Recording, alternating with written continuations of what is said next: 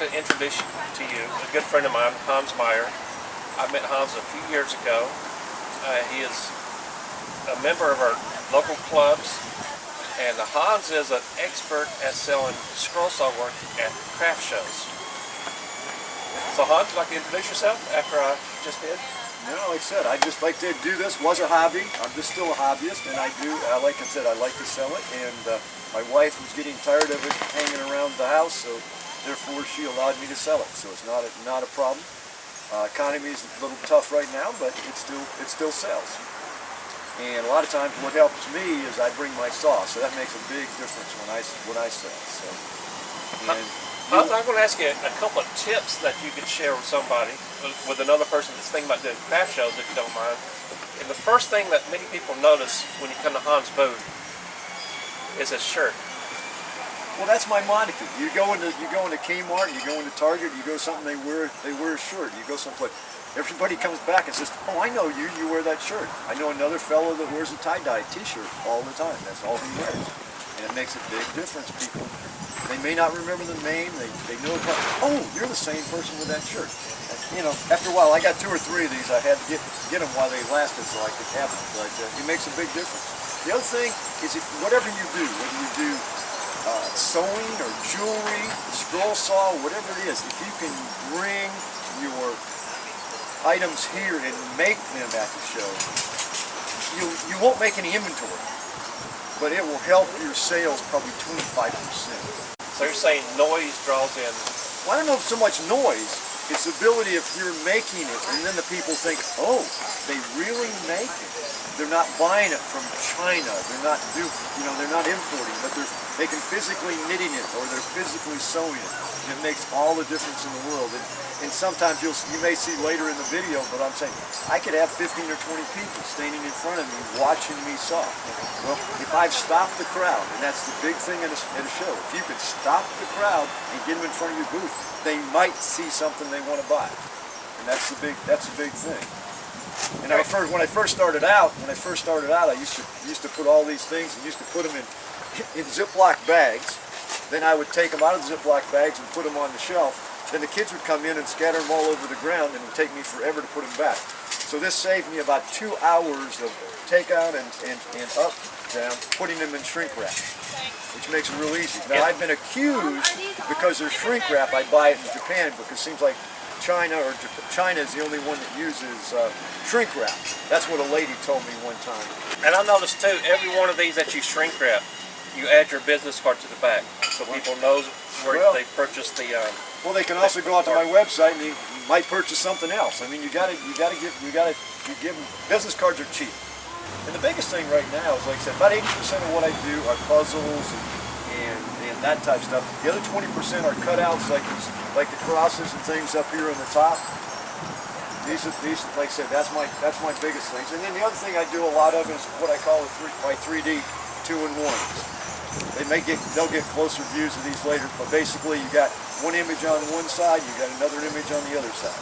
What I call 3D 2-in-1. Be sawing, then sitting in a chair twiddling my thumbs. That's one thing that I've heard you say before.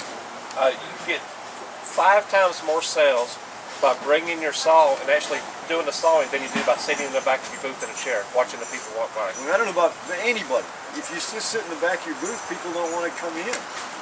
They don't feel comfortable coming in your booth. I mean, I started out when I did my first show, I had the saw in the back corner. Like if this was the back, I had the saw right here, figuring I'm just going to suck those people right into my booth. It doesn't work. I moved the saw to the front where it is right now, but it's made a big difference in my sales. It's made a big difference because people stop. Then they look in my booth versus trying to draw them in. They don't see me, so they don't hear it. People stop when they see other people stop. If you're going to do shows and things, you need to kind of go to 4 or 5 shows before you ever do anything to figure out what you're going to sell and what people are doing, and copy other people's ideas from the standpoint of setup. You know, what kind of weights do they use on their tents? What kind of tie downs do they use? What kind of tent are they using? You know, all these type things make a big difference in is the cabinet I made over here. I got tired of going through plastic boxes looking for things. So what I did is I took those plastic boxes and made a table out of it for myself, which allows me, I know exactly where everything is, and when I go to a show, I don't have to worry about forgetting anything. You also have these shelves that when you take the product off your shelves, they fold up flat. Yep, everything you see in this booth and shots, everything this booth gets in a van, a little van. That's all it does. It gets in a little van, and so when I'm saying all these will fold up, these fold up. I'm a woodworker. I could have made the shelves, but they were cheaper to buy. And I bought these at Hobby Lobby. And if you go to Hobby Lobby and you sign up for their online program, the first of the month, for the whole month, you get 50% off of everything you buy. So if you're looking for shelves, you can buy these shelves like for $30. You can't make them for $30. You can't make these for $40 or $45 because you get them 50% off. You can only buy one at a time, but you just go 10 or 15 days in a row. So that works that way. And the other thing you need to do if you're doing a show, do not ever sit in a folding chair. Folding chairs are bad because you're below the eye level of your customers. You need to sit in a high chair like this one here, or you need to sit in a high chair like that wood one over there. That makes all the difference in the world because you are now eye level with your customers and you will sell a lot more product that way. It makes a big difference. You got 50-pound weights on each corner, which I use Velcro straps, and I'll show you those in a little bit. And then I've staked it in, and I've also got a guy here.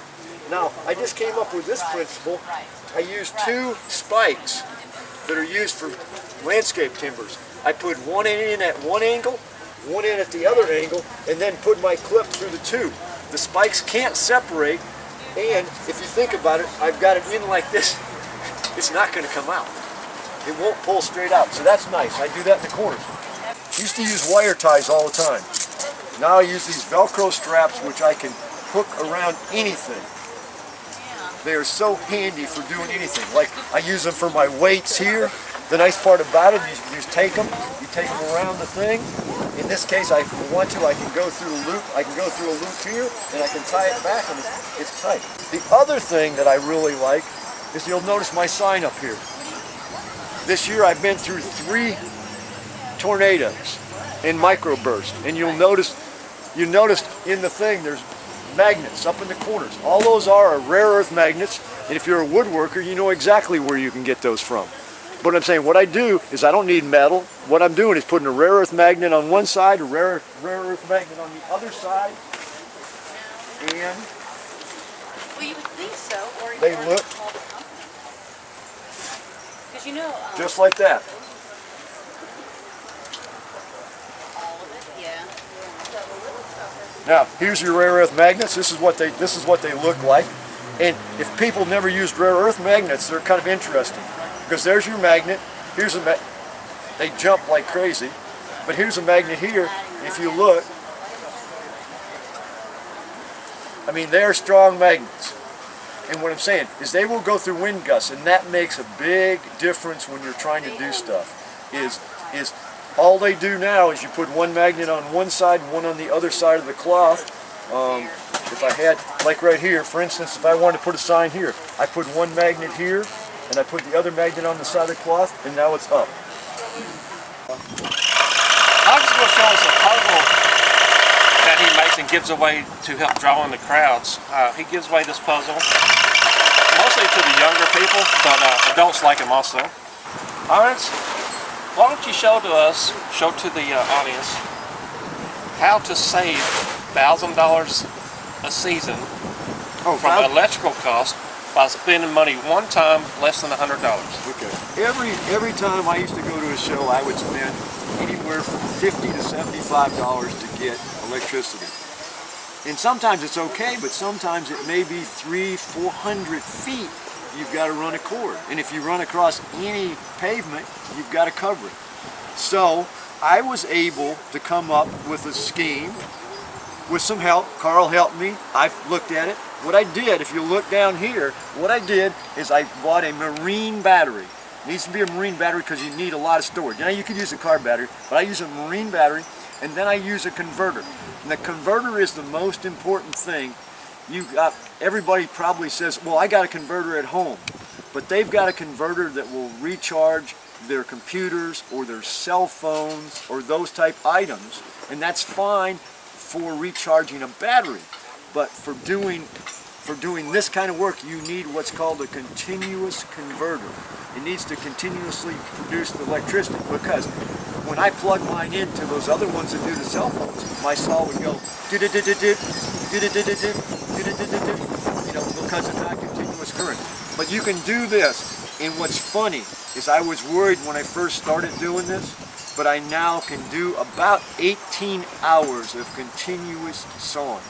And in my case, I even cheated, you can see. I even use my light on it too. So all of this power is generated from that converter right down there, which, you know, I paid less than $100 for, and it saved me a lot of money, and it gets at least 2 to 3 questions every time I go to a show, what you doing. And the most fun I have is when I'm in the woods and I'm sawing, and the people come by and say, where are you getting your electricity from?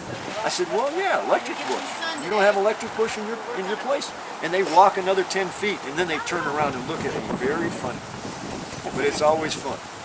So it's enjoyable from that standpoint. Well, let's give the audience one more valuable tip that everyone needs. I see you have a couple of dollar bills sticking up right here. What is that for? Well, I give the puzzles away free, and I don't like to draw people in, because I will come along and I will basically say, oh, yeah, I need a girl over here that's in a yellow polka dotted dress, and then I get them, come over here and I give them a free puzzle, and I do not want them to pay for it. Well, what happened a few years ago, what happened to me was a person came and then came back to the booth, and the father stopped and the kid came in, and the kid just, I mean, he was probably 5 years old, and said, this is not for the puzzle, this is for the entertainment value that my father and I had putting this puzzle together. So basically that's my tip jar, and it can get, it gets fun. I mean, it's interesting sometimes. I can at least make my booth fee on tips. But at least pays for my blades and pays for my plastic bags that I have to use, so it's greatly appreciated. But it's, you know, I give a free puzzle and do that, and the reason I give a free puzzle is because, just think about it. If your child is 5, 4, 6, 7, you're not going to leave the child by the booth, you're going to stand here. Well, while they're standing here, they are going to look in my booth. And I used to worry that, okay, I'm stopping all these people and I'm stopping in front of somebody else's booth and I'm really messing them up. And this lady over here was a good example. She said, oh no, you stop them, I grab them. So, you know, that's the thing. So you can stop the people and get them. If you can stop the crowd, that's the biggest thing. Stop the crowd so people can get in and look at your stuff. I mean, if they don't look at it, if they just walk on by, you're not going to sell, you don't have a chance to sell anything.